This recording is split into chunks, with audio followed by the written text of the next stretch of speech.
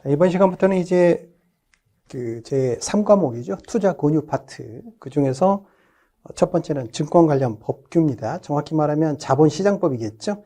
우리가 자본시장법을 이제 법규라고 하는데 그 법을 처음 배우는 게 아니라 사실은 우리가 금융상품부터 이야기할 때부터 이 자본시장법에 관한 것들이 이미 상당히 녹아있는 걸 우리가 이미 배웠어요. 그래서 한 두 차씩 2강에 걸쳐서 나눠서 설명을 이론 파트 그리고 뒤쪽에 이론 조금 하고 문제 이렇게 보시면 아마 오며 가며 들으셨던 내용들이 또 반복이 될 거예요. 그리고 이제 우리가 이 배우는 법규와 또 뒤에 나오는 직무윤리 파트랑도 또 밀접하게 관계가 있습니다.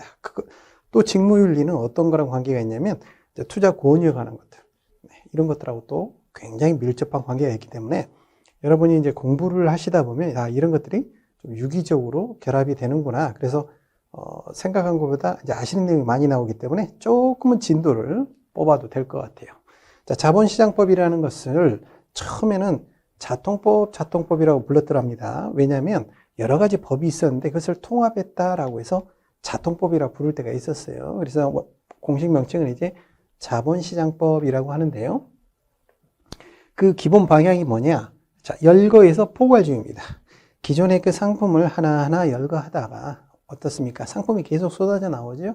그렇게 해서는 어렵겠구나. 그래서 포괄적으로 예를 들어서 투자다 하면 투자성이 있으면 자본시장법 적용을 받으세요. 이렇게 포괄적으로. 자, 그 다음에 기관에서 기능별 규제로 바뀐 거죠. 펀드를 예로 한번 들어볼게요. 펀드를 은행에서도 팔 수 있고 증권, 보험에서도 팔 수 있겠죠. 그런데 은행법 따로, 자본시장법 따로, 보험업법 따로 이렇게 관리가 돼서는 안 되겠죠. 그래서 그 기능에 따라 펀드라는 상품이 있으면 그 상품을 은행에서 팔건 증권회사에서 팔건 규제에 대해서 차별이 있어서는 아니 되겠다. 그래서 기관별 규제에서 기능별 규제로. 자, 그 다음에 업무 범위의 확장이라고 있습니다. 6가지 업이 있어요. 금융투자업에 6가지 업이 있는데 그 6가지 업을 모두 할 수도 있고 그 중에 일부만 할 수도 있습니다. 그래서 사실 금융당국 입장에서 보면 금융정책을 펼치시는 분 입장에서 보면 업무 범위 확장이라는 것은 우리나라도 좀 큰 어떤 증권사가 나왔으면 좋겠다. 대형 딜이 있고 한데 꼭 외국계 증권사가 그것을 해야 될까? 그렇죠. 여기서 대형화를 바라는 마음도 있고 실제로 증권회사가 많이 대형화되고 있습니다. 그 다음에 원칙 중심의 투자자 보호, 즉 투자자 보호를 강화하고 있다. 자, 이게 이제 문제가 나오면 이 열거와 포괄주의, 그 다음에 기간과 기능, 이걸 이렇게 뒤바꿔 가지고 틀린 지문으로 만들 수 있으니까 그 부분만 좀 주의하시면 될 것 같아요. 자, 그 다음에 금융투자 상품입니다. 사실 우리가 이미 살펴본 내용들이 나오죠? 상품할 때. 그래서 금융투자 상품이라는 건 무엇인가요? 그러면 투자성을 가지는 겁니다. 자, 이때 투자성이라는 건 무엇이죠? 법에서 말하는 투자성. 원금 손실의 가능성을 말하는 거죠. 원금 손실 가능성이 있으면 뭐라고 그러죠? 투자성이 있습니다 라고 하는 거예요. 우리가 일반적으로 생각하는 투자랑은 약간 다를 수 있어요.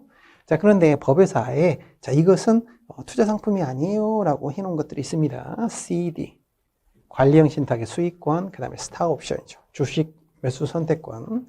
자, 원화 CD 같은 경우에는 CD는 은행이 만든 거고 단기 임대다가 중간에 자금이 필요하면 증권사가 가져가면 바로 현금, 기간이자 빼고 현금으로 주거든요. 자, 그래서 원화 CD, 외화 CD는 아닙니다만은 원화 CD는 문제가 없겠다. 그 다음에 관리형 신탁의 수익권은 매매 권한이 없이 단순히 관리만 하기 때문에 위험하고는 관계없다. 주식 매수 선택권, 즉 스탁 옵션이라고 하는 것은 주가가 떨어지면 행사하지 않으면 되니까 역시 위험하고 관계없겠구나. 리스크, 그러니까 상대적으로 제한이 되기 때문에 금융투자 상품에 제외되는 3가지가 이렇게 나와 있습니다. 자, 그 다음에 증권과 파생상품의 구분입니다. 여기서 증권과 파생상품의 구분은 법에서 말하는 구분이에요. 자본시장법. 그래서 법에서 말하는 증권이라는 것은 무엇이냐? 추가적인 지급 의무를 부담하지 않는다. 이게 무슨 말일까요? 내가 100원을 투자했으면 100원까지만 최악의 상황이 발생하더라도 100원까지만 손해를 본다는 거죠. 파생상품이에요. 추가적인 지급 의무. 내가 100원을 투자했는데 100원보다 더 많이 이룰 수 있다는 거예요. 이걸 이제 깊숙이 들어가면 이제 마진콜이라고 그래가지고 내가 투자했던 방향과 다른 방향으로 가게 되면, 반대로 가게 되면 손실을 더 메꿔 넣어야 돼요. 그러니까 내가 투자했던 돈보다 더 많이 잃을 수 있는 게 뭐다? 파생상품이구나. 이거는 자본시장법상의 분류가 되겠습니다. 이번에는 이제 증권의 종류를 살펴보죠. 증권에는 6가지가 있어요. 첫 번째 채무증권, 쉽게 말하면 채권인 거죠. 그 뭐 국채도 있고 회사채도 있고 다양한 채권이 있을 텐데 시험 문제가 조금 어려 나오면 이게 나올 수가 있어요. 이자 연계 파생 결합 채권.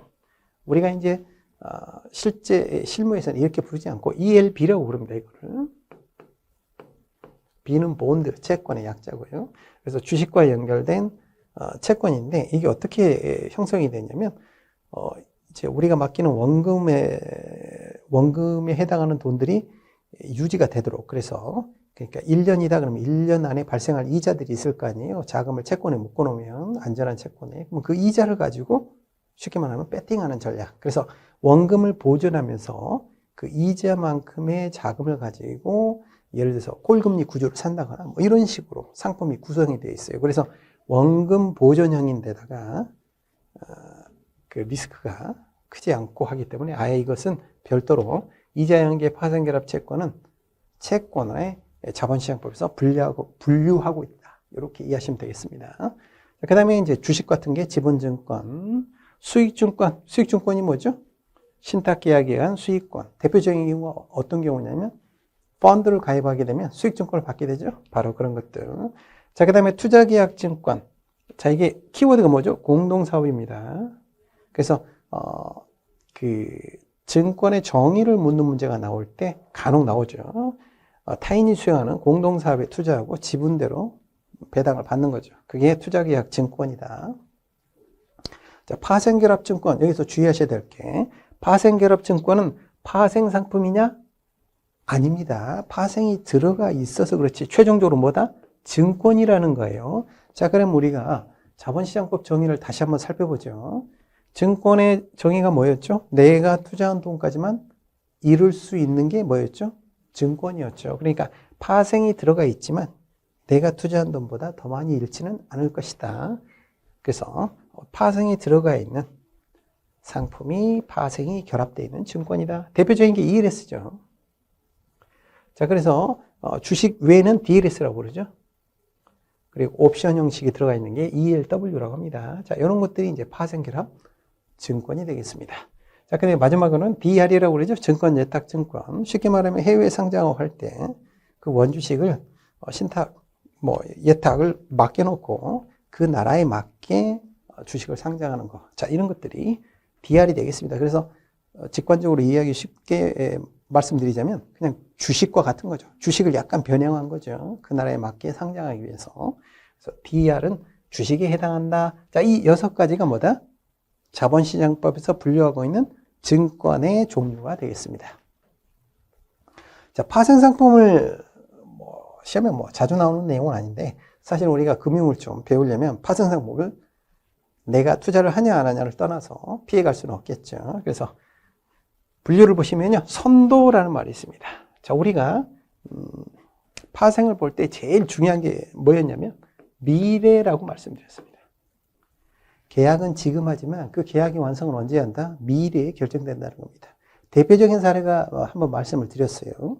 S전자 주식이 지금 있는데 그 S전자 주식을 현물로서 지금 매매하는 게 아니라 이렇게 투자하는 거예요. 한 달 후에 S전자 주가가 오를까 떨어질까 이런 식으로 투자를 하는 겁니다. 그래서 파생 상품을 접하실 때는 제일 먼저 생각이 될 게 미래구나. 계약은 지금 하지만 그 계약의 완성은 언제 된다? 미래에 된다는 거죠. 자, 그래서 선도거래는 뭐냐? 기초자산의 가격 등, 예를 들어서 기초자산이 S전자다 그러면 그 S전자의 가격이 움직이는 것에 따라서 장래에 약속한 시점에서 손익이 결정된다는 거죠. 자, 근데 이때 장래라는 게 뭐죠? 거래소에서 거래할 때, 이때 장이라는 것은 거래소를 말하는 겁니다. 자, 그래서 그거는 선물이라고 한다. 조건은 똑같다 할지라도 장내에서 거래하면 선물이라고 그러고요. 자, 그러면 장 외에는 선도거래라고 합니다. 장내는 선물, 퓨처스라고 하죠, 영어로는. 그리고 선도는 forward라고 합니다. 옵션이라는 건 말 그대로 어떤 선택권이 있습니다. 키워드가 뭐죠? 권리라는 표현이 있습니다. 대표적인 게 콜이 있고 풋이 있죠. 콜은 뭐죠? 살 수 있는 권리. 풋은 팔 수 있는 권리입니다. 자, 이러한 권리, 그럼 권리에 대한 대가로서 프리미엄을 지불하게 되죠. 어쨌든, 자, 뭐든지 마찬가지예요. 미래죠, 미래. 장래의 어떤 정해진 시점에서 그러니까 어떤 계약을 성립시킬 수도 있고, 성립시키지 않을 수도 있는 권리. 여기에 있는 게 뭐다? 옵션. 수압도 마찬가지입니다. 바꾸는 겁니다. 수압은 바꾸는데, 교환인데, 언제 바꿔요? 미리 정한 시점에. 여러 가지를 바꿀 수가 있어요. 가령 통화끼리 마냥 달러와 엔화를 바꾼다거나 유로와 달러를 바꾼다거나 이런 식으로 바꿀 수도 있을 거고요. 고정금리, 변동금리 이런 것도 바꿀 수가 있어요. 굉장히 다양한 방법으로 바꿀 수가 있습니다. 이 네 가지가 파생상품의 분류가 되겠습니다. 자, 그 다음에 이제 금융투자업. 금융투자업도 6가지가 있어요. 물론 이제 신탁업이 이제 자본시장권에서 빠진다는 이야기가 있었는데, 일단은 들어와 있으니까요. 이 6가지 업 중에 시험 문제에 좀 잘 나오는 게 이제 매매와 이 중개업을 구분하는 겁니다. 매매업이라는 것은 키워드가 뭐냐? 자기의 계산으로. 그래서 그 자기의 계산으로, 즉 고유 돈으로, 고유 재산으로 이런 뜻입니다. 회사 또 고유 자산이 있잖아요. 그 돈 가지고 먼저 상품을 만들어내고 그 상품을 매매하는 겁니다. 그러면 손익이 어떻게 생기겠어요? 매매 손익이 생기는 거고요. 자, 중개업은 이런 말이 나옵니다. 타인의 계산으로 무슨 말이에요? 고객 돈으로 이런 뜻입니다. 그래서 예를 들어서 S전자를 한 주 사주세요 하면 거래소에서 그 고객에게 그대로 사주기만 하는 거예요. 리스크가 크지 않겠죠. 그래서 타인의 계산으로. 자, 매매업의 대표적인 게 이런 겁니다. ELS 같은 걸 직접 만들어요. ELS를 직접 만들어서 고객이 원할 때 판매하는 게 바로 뭐다? ELS 매매업에 해당하는 거고요. 시장에 있는 ELS가 이미 만들어진 게 있는데 그걸 고객이 사달라고 했을 때 사주었다. 그렇다면 중개업에 해당하겠죠. 대부분의 증권사는 매매와 중개업을 같이 합니다. 아주 작은 증권사는 중개업만 하는 경우들이 좀 있기도 있어요. 그 다음에 집합투자업은 운용사입니다. 펀드 운용하는 회사가 되겠고요. 자문업은 자문을 해주는 거고 일임은 맡아서 운용을 해주는 겁니다. 그런데 자문과 일임은 중요한 게 뭐냐면 등록제입니다. 뒤에 또 나오겠지만 등록제라는 것은 조건을 충족하면 뭐예요? 할 수 있는 거예요. 나머지는 다 인가제입니다. 자, 신탁이라는 건 뭐냐? 신탁을 업을 하는 겁니다. 믿을 신 맡길 탁이 있죠. 고객의 자산을 맡아서 운용을 하는 겁니다. 그때 그 자산은 꼭 금전만 있는 건 아니에요. 부동산 같은 것도 여러 가지 자산이 또 가능합니다. 이 6가지 업이 뭐다? 금융투자업이고 이 6가지 업을 법에서 요구하는 자본 요건들이 있어요. 그래서 그런 것들을 충족하면서 인가 신청을 하게 되면 계속 확장할 수가 있습니다. 그래서 6가지를 전부 다 할 수도 있는 거죠. 즉 대형화 되는 거죠. 그래서 고객 입장에서 보면 한 곳에 금융기관에서 여러 가지 서비스를 함께 받을 수 있는 거죠. 원스톱 뱅킹 이렇게 그런 식으로 자꾸 발전하고 있는 거죠.